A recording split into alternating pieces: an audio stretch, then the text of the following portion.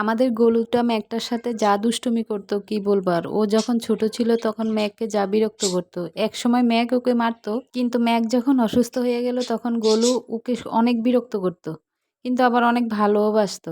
আমাদের ম্যাকটা চলে গিয়েছে আজ প্রায় 1 বছরের উপরে হয়ে গিয়েছে। তো ওর কষ্টটা এখনো আমরা ভুলতে পারিনি। ওর যাওয়াটা আমরা মেনে নিতে পারিনি। কি যে কষ্ট হয়েছে আমাদের মেনে নিতে, কি বলবো আর। এখনো ওর কথা মনে পড়লে মানে কান্না চলে আসে ওর যাওয়ার সময়টা মনে পড়লে। মনে হতো যেন আমরা কি জানি একটা হারিয়ে ফেলেছি। এই কৌটোটাতে ওদের খাওয়া রাখা হয়, তো শেষ পর্যায়ে ও এই কৌটোটার ভিতরে ঢুকে কি যেন খুঁজে খুঁজে খেত। তো যাই হোক, গোলুটা আস্তে আস্তে বড় হচ্ছে আর ওর দুষ্টুমি বাড়ছে। ওকে একটা নিম গাছের ডাল দেওয়া হয়েছিল এটাতে বসার জন্য, আর ওটা ছিলে ছিলে উপরের বাকলটা ফেলে দিচ্ছে আর একটু একটু করে বল খেলা শিখছে। এই দুষ্টুমি আর খেলাধুলা করতে করতে ও আস্তে আস্তে বড় হয়ে উঠছে। আমরা যখন রান্নাঘরে থাকি তখন ও এ কোনায় এসে বসে থাকবে আর বসে বসে দেখবে আমরা রান্নাঘরে কী করছি। আর এভাবে ওর এক দৃষ্টিতে অনেকক্ষণ ধরে একদিকে তাকিয়ে থাকা মানে ওর ঘুম চলে আসছে। এক পর্যায়ে ও ঘুমিয়েই যায় এভাবে তাকিয়ে থাকতে থাকতে। আমাদের ম্যাক পাখিটা 3বার করে ডিম দিয়েছিল, তো ওর ডিমগুলো হতো টিকটিকির ডিমের মতো ছোট। তো ওগুলো থেকে তো বাচ্চা হবে না। তো ওর এতটা চর্বি হয়ে গিয়েছিল যে তারপর ও আর ডিম পারেনি। গোলুকে প্রথম প্রথম ও পছন্দ কম করলেও পরে গোলুর প্রতি এতটা মায়া হয়ে গিয়েছিল, মনে হয় যেন ও গোলুর মা হয়ে গিয়েছিল। উপর থেকে তাকিয়ে দেখতো গোলু কিভাবে খেলছে। ওর খেলা শুধু তাকিয়ে তাকিয়ে দেখতো আর এমন ভাব নিয়ে বসে থাকতো যেন গিন্নি হয়ে গিয়েছিল ও। আর আমরা যদি ডাক দিতাম সাথে সাথে উত্তর দিয়ে দিত।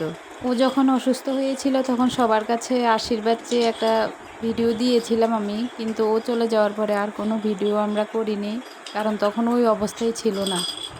ওর যে ভিডিও করব আমাদের মানে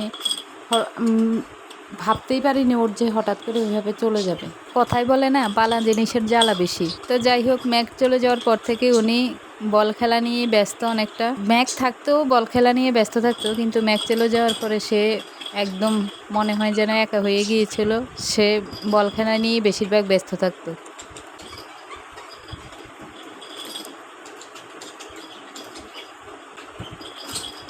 তো এমন খেলাধুলা করতে করতে ও একদিন আমরা দেখি যে বাইরে যে খাওয়ার পাতিলটা ওর দেওয়া আছে ওটাতে ও একটা ডিম পেড়েছে। ঠান্ডার মধ্যেও ও গরমে একদম অস্থির হয়ে আছে। তো আমরা ভাবলাম জানি ওর কি হয়েছে, এবার তাকিয়ে দেখি খাওয়ার বাটিতে ও একটা ডিম দিয়েছে।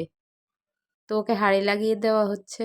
ও শুধু তাকিয়ে তাকিয়ে দেখছে কি করা হচ্ছে। কেমনে। তো যাই হোক, হাঁড়ি লাগিয়ে দেওয়ার পর ও পর 6টা ডিম পেড়েছে। তো 6টা ডিমের মধ্যে 4টা বাচ্চা ফুটেছিল ওর। হাঁড়িটা পরিষ্কার করে দেওয়ার জন্য ওনার বাচ্চাদেরকে একটু বের করা হয়েছে, আর এই ছেলে আমরাও একটু দেখে নিলাম আর ভিডিও করে নিলাম। তো একটু একটু করে ওনারাও বড় হচ্ছে। ভাই বোন একজন আরেকজনকে আদর করছে, আর নিচে যে 2জন বসে আছে ওনারা একটু ছোট, তাই ওনারা এইভাবেই বসে আছে। আমাদের গলুর কিউট কিউট ছানাদের আমার মেয়ে আদর করে দিচ্ছে আর ওনারা আদর নিচ্ছে।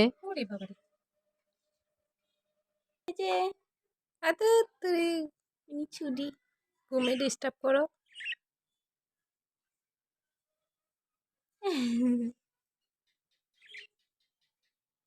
উনি হচ্ছে সবচেয়ে দুষ্ট। হ্যাঁ, পরে আবার দুষ্টামি শুরু করবে। ওরে বাবা রে।